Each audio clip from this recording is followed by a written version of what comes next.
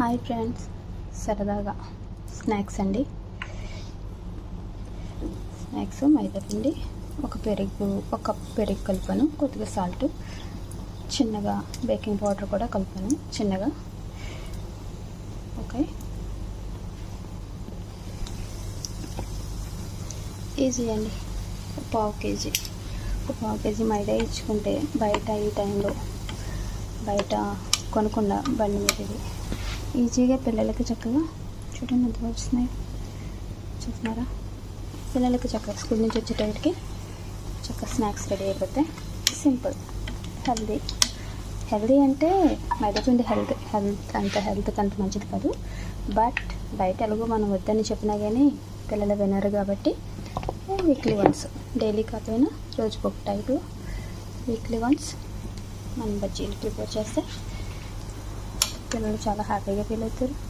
వాళ్ళు తింటున్నారు వీళ్ళు తింటున్నారు అని లేకుండా మన పిల్లలు కూడా హ్యాపీగా చక్కగా హెల్దీ అంటే మంచి ఆయిల్ తోటి మంచిగా ఇంట్లో చేసి మామూలుగా అన్నీ మనం చూసుకుని క్లీన్ చేసుకుని చేసుకుంటాం కాబట్టి ప్రస్తుతం ఎవరిని నమ్మడానికి లేదు కాబట్టి చూస్తున్నాం కదా.